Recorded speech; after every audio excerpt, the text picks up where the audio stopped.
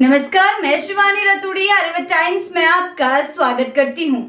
बिहार विधानसभा चुनाव जिस तरह से नजदीक आ रहा है वैसे वैसे राज्य की सियासत में गर्माहट बढ़ती जा रही है। इस बीच जनसुराज के सूत्रधार प्रशांत किशोर ने किशनगंज में आयोजित बिहार बदलाव इजलास में जो तेवर दिखाए उसने साफ कर दिया कि पीके अब सिर्फ रणनीति नहीं वैचारिक लड़ाई भी लड़ने को तैयार है। अंजुमन इस्लामिया मदरसा के ऐतिहासिक मंच से उन्होंने न सिर्फ मुस्लिम समाज को झकझोरा बल्कि बिहार की पूरी राजनीति को सीधी सीधी चुनौती दे दी है।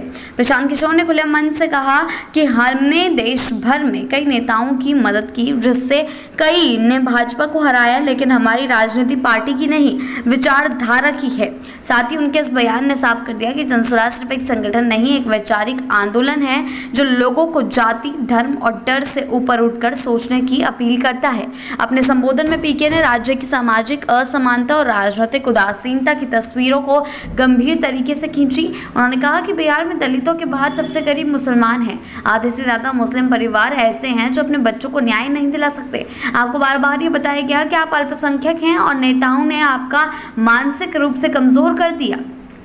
उन्होंने सवाल उठाया कि बिहार में मुस्लिम आबादी के अनुपात में 40 विधायक होने चाहिए, लेकिन अभी केवल 19 ही हैं। उन्होंने ये भी जोड़ा कि आपकी तादाद नहीं आपकी ताकत आपके हक में खड़े होने से बनती है।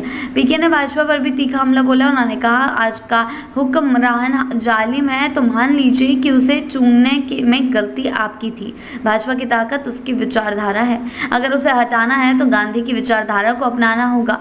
ओवैसी की राजनीति पर भी प्रशांत किशोर ने बिना नाम लिए वार किया। उन्होंने कहा कुछ लोग मुसलमानों से कहते हैं कि वह अकेले लड़े, लेकिन उन्होंने सीधे तौर पर तंज कसा कि हम मानते हैं कि बदलाव हिंदू मुसलमान मिलकर ही ला सकते हैं। आज भी आधे से ज्यादा हिंदू समाज के वोट नहीं देते। इसका मतलब है कि देश में बदलाव की संभावना अब भी जिंदा है। इस इजलास में जनसुराज पार्टी के राष्ट्रीय अध्यक्ष और पूर्व सांसद उदय सिंह ने भी दमदार भाषण दिया। उन्होंने पूर्णिया और किशनगंज के रिश्तों की बात करते हुए कहा अब पार्टियों के नाम से ज्यादा जरूरी है पार्टी के अंदर के लोगों को पहचानना।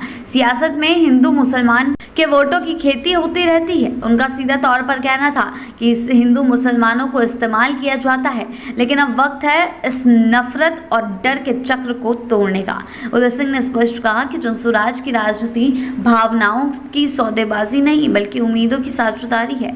वोट आपका है, ताकत आपकी है, अब सोच भी आपकी होनी चाहिए, नेताओं की नहीं। अपने बच्चों के भविष्य की सुनिए। प्रशांत किशोर का यह बयान कि अगर बिहार बदलेगा तो देश बदलेगा अब सिर्फ नारा नहीं बल्कि सीधे तौर पर जनसुराज का घोषणा पत्र बन चुका है। वह बिहार की राजनीतिक दिशा को नया मोड़ देने की तैयारी में है। एक ऐसा मोड़ जहां गरीब वंचित दलित और अल्पसंख्यक एक साथ खड़े होकर सत्ता से सवाल करें। किशनगंज की धरती से जो संदेश दिया गया है वो आने वाले दिनों में पूरे बिहार में गूंजेगा। सवाल अब ये नहीं कि कौन जीतेगा, सवाल ये है कि बिहार की जनता किसे अपना भविष्य सौंपेगी, डर को या बदलाव को। और प्रशांत किशोर का दावा है कि अब बदलाव अब दूर नहीं आगे। ऐसी ही अपडेट्स के लिए जुड़े रहें आर्यव्रत टाइम्स के साथ ही चैनल को सब्सक्राइब करना ना भूलें और हमारी फेसबुक और वेबसाइट के साथ भी जरूर जुड़ें।